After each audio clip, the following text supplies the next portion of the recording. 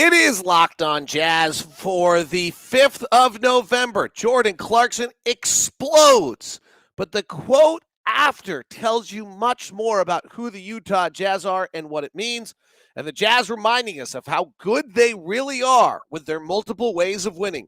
We're touching on it on a live edition of Locked On Jazz. Pow!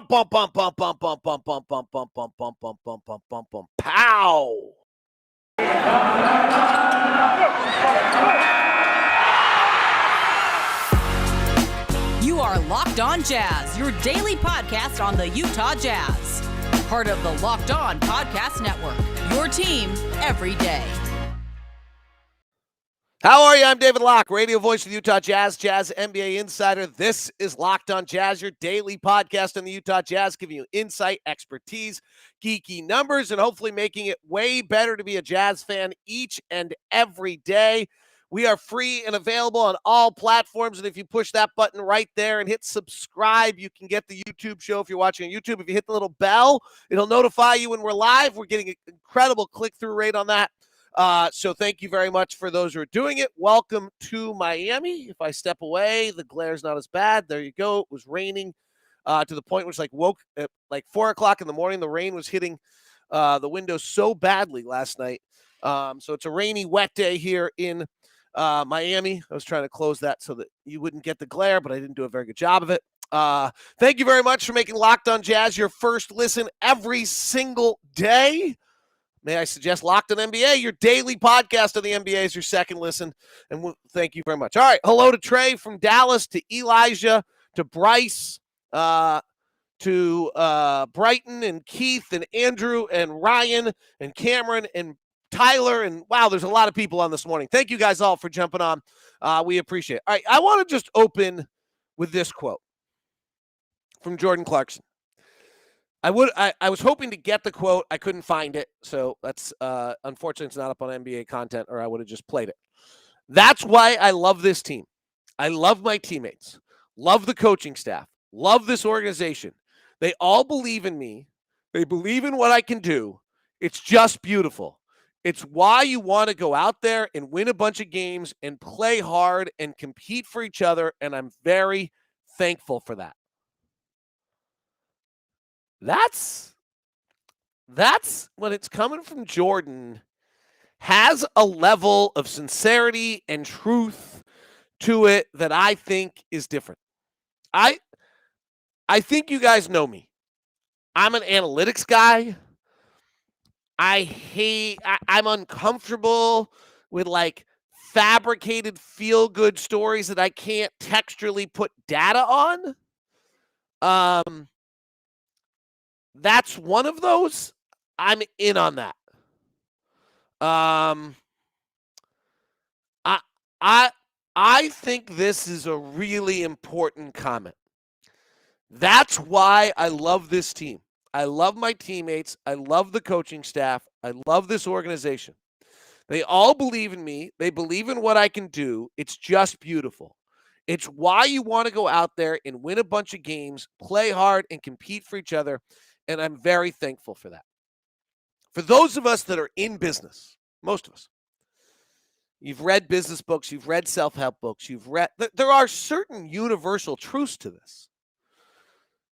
Like if you're working I was actually on a call yesterday, Collective I hosted with a guy who wrote the book Super Bosses. I have a job as a boss. I'm trying to be better at it every day. So I was on this show. Or was on this call and listening in. It was very thankful for being invited. And, part of Super Bosses is how do you empowering your staff? The NBA players aren't staff per se, but they're still working in a work environment that they either enjoy or they don't. The people they either enjoy or they don't. In an environment they either enjoy or they don't.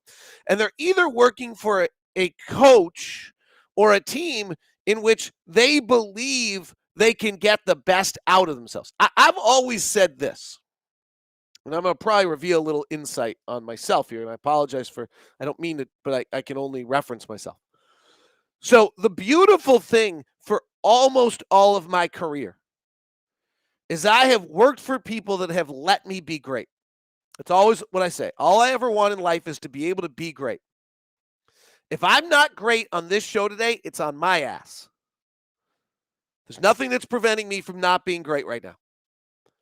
Last year's NBA season as a broadcaster was the first time ever, with a minor exception to the year prior, frankly, where I couldn't be great. The surrounding COVID, not being with the team, not being on the road. It's why on a personal level, like when I walked into the Staples Center last year for the playoffs, I was just about in tears. It's why when we hit San Antonio for the preseason game, I texted my wife and said, thank you so much for letting me do this and all you do to sacrifice, because this is amazing. Because I could feel the chance to be great again. What Jordan Clarkson is really saying is that I play for a team in an environment with a head coach, with teammates who allow me to be free and be who I am and let me be great. And there, Quentin just said it down below. It's about trust. Let's be honest about JC. He's like an unrelenting gunner. And on a team that actually doesn't have enough possessions to go around, he's the one who, frankly, if you're looking around and like, man, he took 18 shots again today, like crap. Like, I only got 7. Like, that's what's going on in Atlanta. They got shot distribution problems. This is what goes on with most teams in the NBA. It's what happened to Boston 3 years ago. They had too many guys. Gordon Hayward, Jaylen Brown, Marcus Smart, Jason Tatum, Kemba Walker, Al Horford. Not brilliant. Looks incredible. Status Pro basketball, old days board game wins every time. Maybe EA Sports wins every time. Real life doesn't win. And there's all sorts of stories about why Boston didn't win. No one was willing to confront anyone. No, who knows? But the bottom line is they didn't have that. And what Jordan Clarkson is saying there, that's why I love this team. I love my teammates. I love the coaching staff. I love this organization. They all believe in me, and they believe in what I can do. They let me be great. It's just beautiful. It's why you want to go out there and win a bunch of games and play hard and compete for each other. And I'm very thankful for that. Take away the amount of money these men are making for a minute. Because honestly, when you wake up in the morning, even if your bank account is loaded, it doesn't take away the pressure, the burden, and those things. And the NBA job is an interesting one, having been around it as much as I am. This is going to take a little time, and I'm going to run up on. I'll break this up. The NBA job is taking a childhood love, basketball, or taking, honestly, something your parents drove you to with such unrelenting kind of pressure and turning it into a job. Trae Young had a quote after the game that was, I think, incredibly disturbing. Basically, the regular season's boring, and it's hard to get up for it. It's really hard. Trae Young's background is he's in Oklahoma. His dad played at TCU, I think it was, and they're in Oklahoma, and his dad drives him to Dallas and Houston for real games all the time. So he's building a prodigy successfully to the tune of $100 million. Great. Incredible investment. But Trae Young just told me last night with that quote that he didn't love the competition.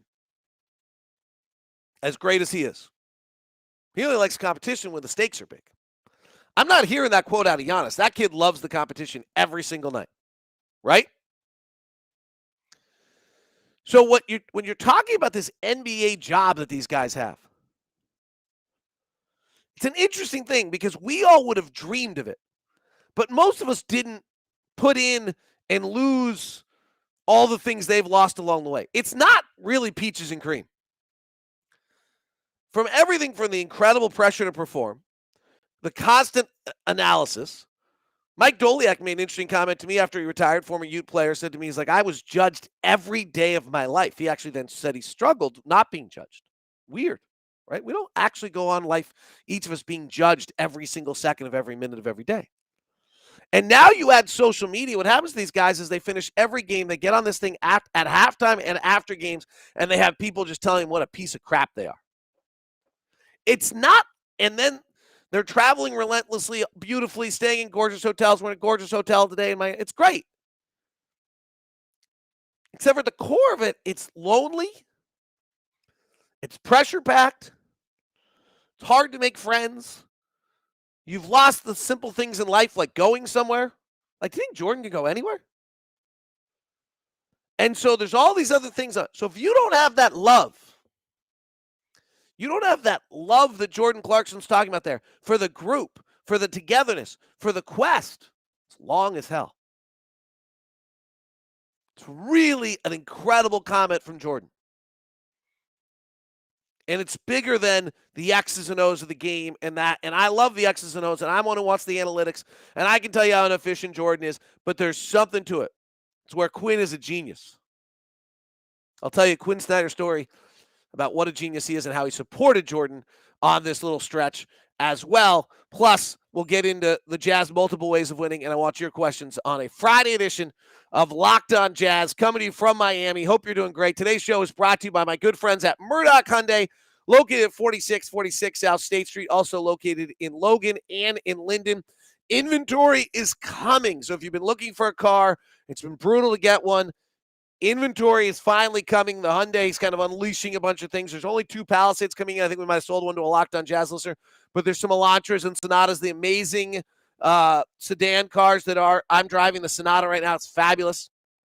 I've got one with like 10,000 miles on it used. Like, it's red. It's pretty sporty. If you're looking for a Sonata, just call up Murdoch, or I'll set you up with Jason. You can go take my car. Then I won't have a car. So I don't know why I told you to do that. Elantra are the North American Car of the Year, and then the great SUV lineup, starting with the small little Kona, the small zippy fun one for the summer or for the winter, the Tucson, then the Santa Fe, and the massively awesome Palisade are all there for you at Murdoch Hyundai, located at 4646 South State Street in Logan and in Linden. And the Murdochs have decided they will not, I said will not, charge you more than MSRP, which is really pretty awesome along the way. So kind of admire them for that. Today's show is also brought to you by Calm. I've talked about this a lot. I hate, I think I've told this story before. One of my favorite stories of all time is I was with some guy and met him for like 15 minutes. He was like, oh, I'm good to see you're not vegan. And I was like, yeah, I'm not, but why? He's like, well, because you haven't mentioned we talked for 15 minutes. Like, I feel like meditation, though, some of those things can be kind of a pounding thing on you. I would also tell you that I've started meditation. I use the Calm app, and it's been amazing. So if you've ever thought about it, right now at calm.com/LockedOnNBA for a limited time, get 40% off a premium subscription. If you do it, I'm going to actually just write this whole script for you. Go to calm.com/LockedOnNBA, get this 40% off. And I'm actually not telling you this is actually, so what I did is I did about 90 sessions of meditation here. I did it before games, trying to get me to call games better. I did it before. I couldn't figure out how to use it. I really struggled. Like, I didn't like it. I thought it was trying to slow me down. I'm not that interested in being slowed down. Finally figured out through the Jeff Warren's 21 Days Learn How to Meditate that it's actually trying to increase my focus, allowing me to keep my focus. One of the meditations I did recently that was amazing was this idea of not letting outside thoughts come in and bother you. And so, literally had you in the meditation doing this motion I'm doing on the YouTube to like build a wall around me to not let outside thoughts come in. It's been great for me. So I'll just tell you that. I can give you, LeBron does it all. This one's all, I'm just telling you the truth. It's been great for me. So calm.com/LockedOnNBA gets you 40% off. Focus, ease stress, sleep better. Those I would say are true. For me personally, that's been true. Calm.com/LockedOnNBA. Go check it out. Get your subscription. I strongly suggest it. And if you hate it, I'm sorry. It's hard. It's not easy. But I find it like blissful. All right. Let's see. Jeremy Hart with a question. How do you feel Trent Forrest played on extended minutes last night? I thought he fared fairly well. So the first time Trent Forrest comes in and Mike Conley goes out last night, we go 0 for 8 shooting with 3 turnovers and score 2 points. And it's a disaster. And it's like, oh, God. And that's got to be the story of the season is anytime we get outside of our core 9 and play that 10th guy, we've been a mess. And so it's like, uh-oh. However, the game changed last night, and it's a little bit because Clarkson got going in the third quarter when we went on a 19-7 run that that kind of swung the game. Like I actually was calling the game and saying, all right, the game's in the balance right now. This has to, these things have to happen. Like we got to stay in the game. I think we were down 5. Forrest came in for Conley. I thought we were going to lose. I was, I'm really, hey, I was concerned. I was like, what do we got here? If we suddenly go on another terrible offensive drought and we're down 5 and then we're down 11, like this is going to happen. I mean, it's where, frankly, the other night where did we just win? Sacramento. Quinn didn't go to Jared Butler in the second stint of that game in Sacramento in the fourth quarter because he just couldn't afford to possibly lose 5 or 6 points. Without Donovan, you don't have a choice, so you have to go to it. And I was like, uh-oh. And it was third quarter, so you have to go to it. And I was super nervous. And instead, they went on a 19-7 run. And that's actually when I thought to myself, like, okay, we're going to win this game because now when Mike and Rudy come back, then we win. Like, that's how it works. I mean, Rudy and Mike were plus 18 last night in 29 minutes together. 29 minutes, they were plus 18. They were dominating the game. And so the question was just whether or not what was going to happen. Jordan was plus 29 in 31 minutes last night. That's a pretty good game-changing night. Trent Forrest, in his 19 minutes, was plus 2. And that's fine. Like, if he just holds it up. So, and frankly, he did an incredible job. He's got to play last night instead of Jared Butler for defensive purposes. I mean, they're just two very, very different players. They both have value, and so depending on the matchup, you might go to things. Now, when we had the lineup out there that was Trent Forrest, Jordan Clarkson, Royce O'Neal, Eric Paschall, and Rudy Gobert, or Hassan Whiteside, I can't remember which. Like, Jordan Clarkson better do the scoring because there's nobody else on the floor that could score at that point. So that was an issue. And that's going to be an issue. Brooks Mond says, was Atlanta's poor shooting a cause of our defense or just Atlanta missing? So I brought this up on yesterday's show. I think Andy Larson brought it up on Triple Team yesterday on Salt Lake Tribune. We're getting really lucky right now. So 3-point shooting equalizes over time. We were the best in the league at defending the 3-point shot last year because of the fact that we have Rudy Gobert. And so what that means is that we can hug our shooters a little bit more, and Gobert covers the middle for us. And so last year, as one of the number one defensive teams in the league, there were 1 or 2 teams that were better than anybody else defensively defending the 3-point shot. And they all kind of had the same story. They were New York, Atlanta, and Utah. They had the big Mitchell Robinson, Clint Capella, Rudy Gobert hovering around the middle of the lane. New York got lucky, I think, a little bit. The league average was 37.2 last year on 3-point shooting. We were at 35. We were at 34.8. So we were 2.2 points better than league average and a little bit of an outlier because the fact of the matter is by time 29 teams take threes against you, it generally gets to a pretty small differential. Like it's between 36. The league average is 37.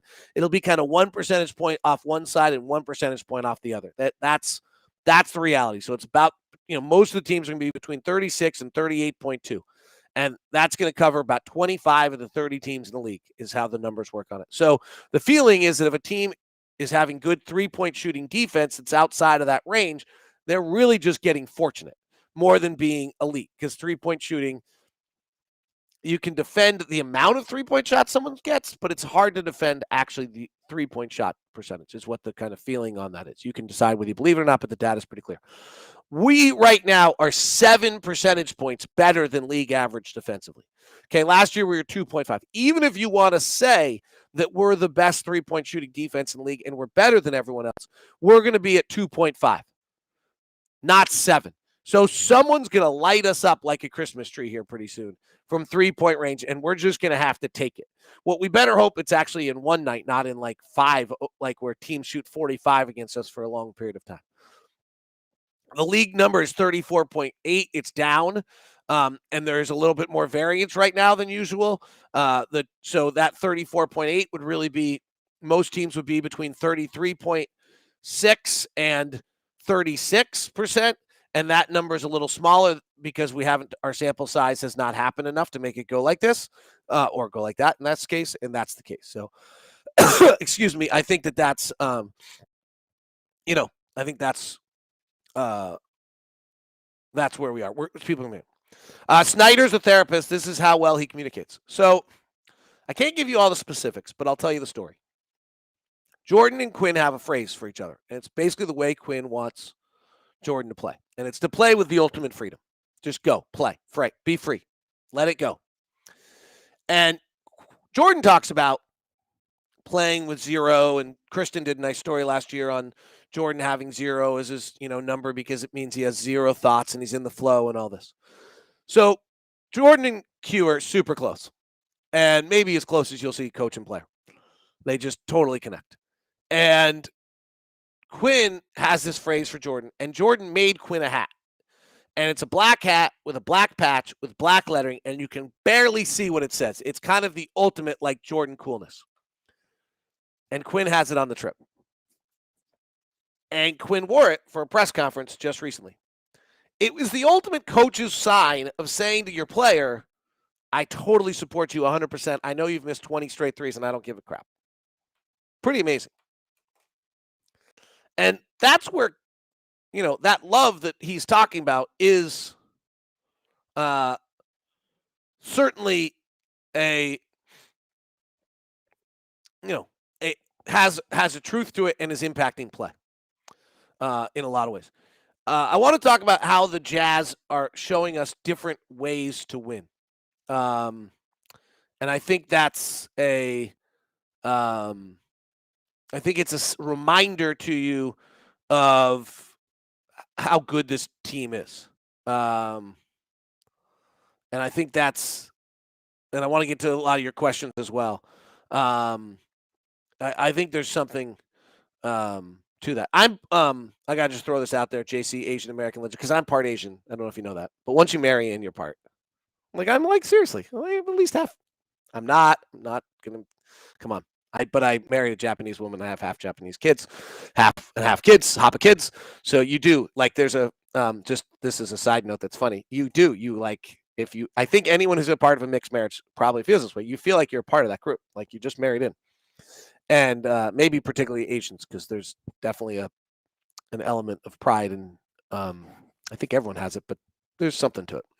And it's funny because every now and then I'll see a family that's either like another Hapa family, and I won't be with my kids, and I'm clearly looking at them like feeling a connection, and they're looking at me, and I'm just some white guy standing there without kids, and they have no idea that I like have anything that connects me at all. Or even sometimes I'll see like an Asian family, and I'll be like, I'm kind of, and then they'll look at me, I'm like you gotta remember, like, I'm not with my family right now. All right. Anyway, kind of a fun little. Hopefully that was, I don't know. You get nervous on talking about these things. All right. Today's show is brought to you by McDonald's. And McDonald's has been a part of our community, brought wonderful things to us since 1965. They've always been there for more than just a place to get tasty, affordable food. It's a place where friends and family can come to reconnect, a place where classmates can meet up with a study group, knowing that they're dependable Wi-Fi, endless supplies of McFlurries and French fries. Win or lose, it's a place where teammates, competitors, the home team, or the away team can come to recharge. It's a place where you always look forward to stopping after a long road trip to rest your legs and to refuel. It's McDonald's, serving communities and bringing us together since 1965. So head to your local McDonald's to refuel, reconnect. Did somebody say Locked On Jazz watch party at McDonald's? Well, I'd be busy, so it'd be weird if I showed up at McDonald's during a game. But McDonald's, I'm loving it. And no, I will not sing, because none of you will. I would watch a data drop of massive proportions. Today's show is brought to you by Built.com. 10% off the mystery flavor plus paranormal pumpkin is available for you. And I told you the other day, I got a shipment of, and I have them with me on the road, of my coconut brownie. I think those are circulating back. I saw an email. I got an email about those the other day. They're just the best. I'm telling you, they are the best. Anyway, Built Bar has 130 calories. They only have 4 fat grams, and they only have 4 grams of sugar. So it's or 2.5 fat grams, only 4 net carbs and 4 grams of sugar, 6 grams of fiber, and 17 grams of protein. It's incredible. 100% delicious, 100% real chocolate, 100% awesome. It's Built Bar. Use the promo code Locked On or locked 15, and you get 15% off. That's locked 15, and you get 15% off your next order of Built Bars. If you've not become a part of the Built Bar phenomena, please do. Locked 15 gets you 15% off your order at built.com. Special shout out to my friends over at Grip 6 as well today. I know Quentin's on the show. They've got a brand new cool stuff. I had not seen about this. These are some really cool stuff. They have the new Hex belt, which is super cool. I had not seen before. I was on the site the other day. They have the new Contour belt, which is super cool the other day. Quentin told me about a new belt that the new Titanium series, which is the strongest and thinnest buckle yet, which is really cool looking. And that Titanium Contour is all part of it. And they've got some cool little coloring to it. Classic Titanium belts. I'm pretty excited for it. Quentin emailed me about it the other day and asked me if I wanted one. And I didn't send back my yes yet, but the answer is yes. Go check it out at grip6.com. American made, Utah made. In fact, if you've not gotten the Grip 6 phenomena, it is built to last a lifetime, but it's got no flaps, no holes, no bulk. It's a beautiful belt. I've got them on the road right now. I have both my blue strap and my black strap with my carbon fiber black belt that I'm floating in between on the two. So grip6.com, promo code locked on, gets you 15% off as well at grip6.com. Check out the new belts. All right. The other night we win the game offensively in multiple different ways. In other words, they decide they're going to take away Rudy. We can't make shots. We get 7 corner threes. We don't hit any of them, but it's like, okay, if we keep doing that, we're going to be fine. And then we go hit the 2 corner threes and so now they've got to cover the corner 3 and they have to guard Rudy rolling, and they're totally committed to taking away Rudy's roll, which everyone is, because if he dunks, we win. And so then Donovan goes off for 17 in the third, and Mike Conley goes off for 13 in the fourth. Like, that was us answering every offensive bell that there is. Boyan, in our postgame show last night, like the first quarter was pretty miserable offensively. And I think Atlanta was missing a lot of shots, and they were on a back end of a brutal back-to-back. But, okay, you still have to win games in different ways. So we made it difficult for them. Their offensive rating, we could not hit water if we fell out of the boat in the first quarter. Our offensive rating was a 65. It was brutal. Their defensive rating was a 72. Or their offensive rating was a 72. That's an incredible. Here's the better number. Our defensive rebounding number was 82.4. So while they're missing, and they have Clint Capella and John Collins, who crashed the boards and the fourth best offensive rebounding team in the league, we're protecting the defensive glass to not give them extra possessions. In the second quarter, our offense actually heated up. We were a 114. Our defense was not as good as a 109, and our defensive rebounding wasn't as good. It was at 73. But we win this game largely in the first quarter when the defensive rating is a 72, the defensive rebounding rate is an 82, and we are not playing well. We can't hit. We're throwing the ball all over the place. Royce O'Neal's throwing a pass when Trent Forrest leaves the area, and it meekly rolls into the crowd. I mean, we were a mess. Jordan can't dribble. He can't shoot. He's losing the ball everywhere. It's like, I said it on the broadcast light. It was like going to a Sunday Broadway show and getting the understudies. It was like bizarre. And then we exploded, and namely Jordan exploded, and everyone came along with him, and we were awesome. Our offensive rating in the third quarter was a 150. Our defense did not exist. And so the game was still close. And then in the fourth quarter, our defensive rating was a 92, and our offensive rating was a 160. And definitely to the sign that Atlanta might have just been worn out and quit, our defensive rebounding rate in the fourth quarter was 100%. 100%. We did not allow an offensive rebound. So that, just different ways to win. Different ways to win. What was the double team on Young in the full court? It was not very good this week, but last time we played them last year, the one team against Trae Young, the Jazz doubled, got the ball out of Trae Young's hands. Atlanta did not deal with it very well. Trae Young kind of checked out of the game, went 1 for 11, and wasn't very engaged. And so, I think that they tried it again, and Atlanta's grown up and gotten better at dealing with it. 538 now predicts the Jazz to win 59 wins this season. Thoughts the next highest is the Bucks and Sixers at 54, and then the Nuggets at 50.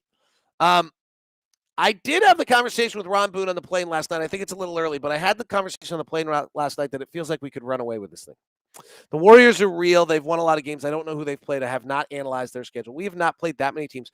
But even on our road to 55, we are plus a half win at Sacramento. We are plus a half win at Milwaukee. And we are plus a half win last night. So I think that, I think that's, 59 seems high and it's early. Our differential's good. Love the McChickens. I hear the McDonald's fried chicken sandwich is amazing. I mean, it's fried and it's good. Like I had fried okra the other night. It was good. Like if you can fry okra and make it good, you can fry anything and make it good. But I think that I've heard that's really good. Chris says, we're so lucky to be able to root for a team like this. They don't come around very often. Really enjoyed the radio calls lately. Thanks. Thank you, Chris. We're working hard. Ron's the best. He's totally committed to being great despite being 75 years old and being in the league for like 10 million years. He's still trying to be great every day. It's just an honor to work with him. Having Holly around, super fun. I'm excited for her to be around more. Thurl is the best, and Bowler, I learn from Bowler every day. So I'm working with great chance to be great. I got a chance to be great every night. I really like this sentiment. I don't know if we're going to win a championship this year. And I'm going to talk about this a lot, but I think we can get really overwhelmed and burdened by it. We have a chance. I was actually talking to Q about this last night. Like, how do you enjoy the ride with that kind of a standard and pressure? We have a chance to win it this year. We're that good. I've seen a few things this year that have me really concerned to why we're not going to win it. I could get burdened down by the 4-play possession where Bojan Bogdanovic is guarding Aaron Gordon and he bogarts him on 4 straight possessions and we don't get any stops and say, God, in the playoffs, they're just going to do that to us every time. And ruin the joy of everything else that I'm going to see this year. And I think that is a really interesting mindset that I like that Chris has. We are on for an awesome run. And we're going to win a lot of games. We're going to be a part of it. And there's going to be this looming big picture concept that even if we do everything right, health could derail or something could happen or, I could be a sports talk show host who's just pounding every day, like, if we don't make a move, we don't win a championship. And it's like, God, just ruin the whole ride. Like, how do we enjoy the journey? Because the journey we have right now on this team and where they've taken us and what we probably have for the next 2 years is really awesome. It's really, really awesome. Quentin, my guy from Grip 6. I love Quinn putting JC on the court as the only scoring option, basically saying, we obviously trust you. Get yours. Get out of the slump. This is pretty amazing coaching. Quinn's changed my life. I've said this before. Like, he's given me confidence and belief in myself that I haven't had before. He does it to every single person he touches in every aspect of he's truly amazing. It's great. Bryce wants to know about Hassan Whiteside as he comes home. He does seem happy. He is learning. He does seem grumpy at times. Like, he has, like, Royce missed him on a pass last night that he should have made. And he looked at Royce like, what's up? And so, he didn't seem to love coming out of the game the other night when he sprinted off the floor. Like, it's an up and down roller coaster a little bit with Hassan. He's a total character. The guys love him. He's just hysterical. I guess he's amazing on the bus. He's just got people in stitches with a comedy routine on the bus the whole time, the guys are saying. So, I think it's a really interesting thing. We'll see how long it lasts and what it does. I'll tell you what I don't know. This is a great luxury, but Rudy Gay comes back here pretty soon. Eric Paschall's been really good. Hassan Whiteside's been really good. I don't know where the minutes are coming from. I mean, Rudy Gay's going to play. He's the piece we think is the difference to making us win it or not. He's going to play. I just don't have any idea where, how he fits. Kalen, this team is so special. No matter how far they go in the postseason, they're so close-knit, fun to watch. We should all appreciate being able to watch these guys each day of the season. Let's leave it on that. Great point. Thanks for tuning in. This is Locked on Jazz. I think today's Friday. I got to tell you guys, first 2 road trips of the year, back at it. I'm a mess. I'm exhausted. I missed the show yesterday. Basically, yesterday, I just didn't get the show out. I'm a mess. Like, a year off this, forgetting, maybe I'm getting old. I don't know. So I think it's a Friday. We play Saturday, Sunday. We're back home, play Tuesday against Atlanta. That'll be a fun one. Come out and watch. Get tickets. We're home for an extended homestand. Should be a lot of fun. Have a great one. Talk to you guys soon. Appreciate you. Thanks for making Locked on Jazz your first listen of the day. Go grab Locked on NBA as your second listen. Thanks.